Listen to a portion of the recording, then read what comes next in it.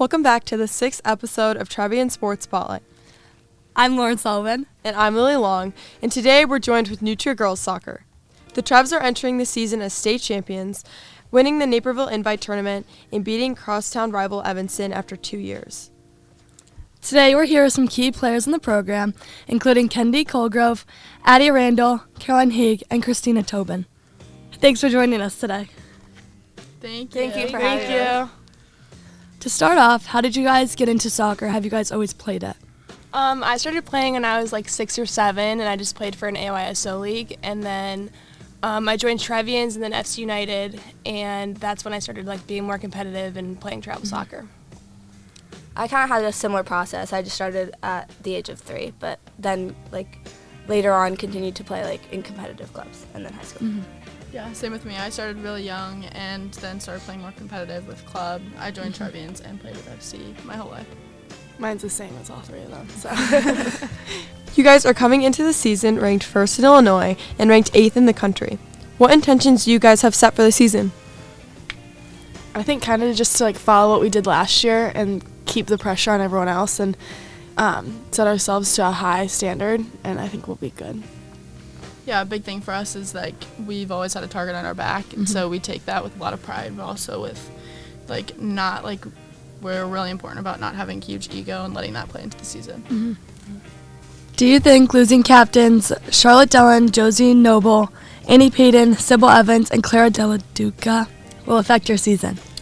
Well, they had like a huge impact for us last year. They were like really great leaders, but this year we have 5 amazing seniors who are also great leaders and going to be great captains, and so I think like they have a big role to fill, but I think that they're capable of doing it. Yeah, I definitely think it's going to be an adjustment, but I think a lot of new people are going to be taking on new roles, so I don't think it should be like, I think it's something to look forward to and should set us up the same way. What team are you guys most excited to play this season? Any bad blood between teams or a game you want as a rematch?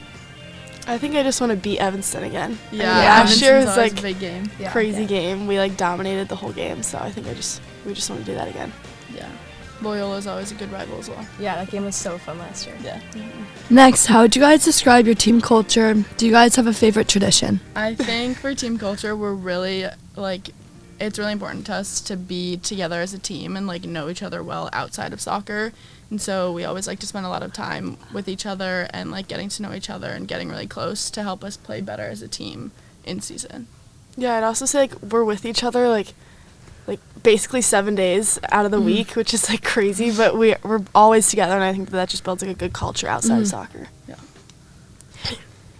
Christina, congratulations on your commitment to McAllister College. Thank you so much. Can you tell me a little bit more about the recruiting process and why you ultimately chose McAllister? Yeah, so I kind of knew I wanted to play college soccer going into high school, and just decided to like, I really prioritized my academics, so I kind of like knew what schools I wanted to look into, and just started reaching out to a lot of coaches, playing in like tournaments and showcases, and then finally going into like the summer of my senior year, I kind of had a couple of offers and just decided on McAllister based on the community that they have. I really like the coaches. I really like the team. Their kind of priorities were similar to mine and like what I was looking for in a school.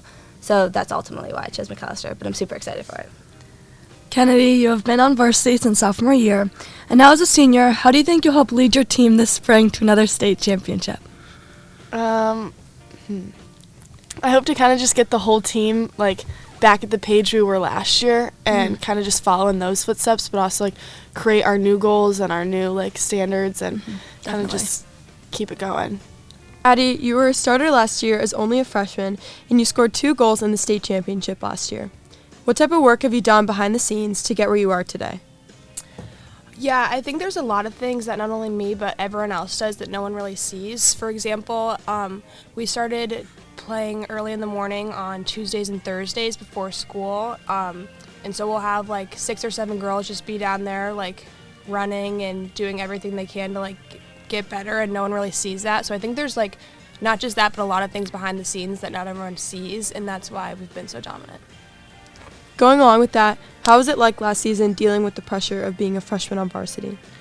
Yeah, it was scary. I feel like I never really like fully grasped like the opportunities that I got. I was always just like getting pulled one way or another, but I think just like the seniors being there to like lead me and help me were like that's what like got me through it, because like their leadership like was just something that was like stable and like consistent, even though like I was giving like all these new like challenges and facing a lot of adversity, but they were really supportive through all of that.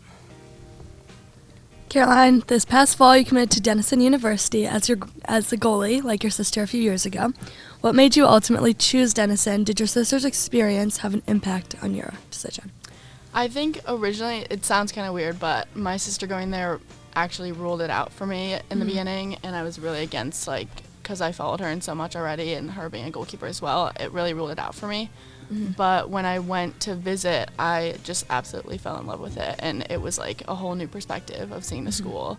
The team was awesome. They were super welcoming, and I loved the coach, and we clicked really well. So I'm really excited, and yeah, my sister definitely played a part in it, but in a good and bad ways, I guess. Yeah, that's awesome. Every time you guys have a team carbo, what's one thing you want on your plate? Everything. We always have a lot of carbs, but a big one's like mac and cheese, pasta, all the carbs. Yeah, definitely some brownies too. And Christina's mom's cookies are like the hit. They're so good. What is one area you guys think your team will need to develop and work on during your last few weeks of preseason?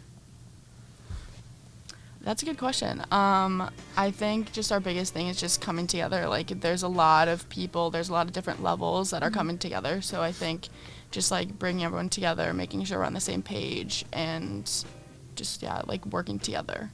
I think like the buy-in too is really important for us. So it's like as long as we get everyone bought into like our program and like what we value, then like it'll make it a little bit easier. If you could play a game with any player on the national team, either current or past, who would it be? Shoot. I feel like mine would probably be Carly Lloyd, because I just like have looked up to her since I was like so young, and she's just been a player that I've always watched, especially watching her in the World Cup. Like, she was just a player that I always looked up to. Yeah, mine would be like Alex Morgan, just because she's also like kind of like the role model and like person I looked up to when I was younger, that like kind of inspired me to like play and like kept me going. So yeah. What are you guys looking forward to most this season? I mean, for me, it's senior season, you know, like, it's the last that we have, and I think just appreciating it as much as we can. I mean, the time flies by. It goes so quickly, so I think just appreciating every little moment, because this team, like, our culture is really something else.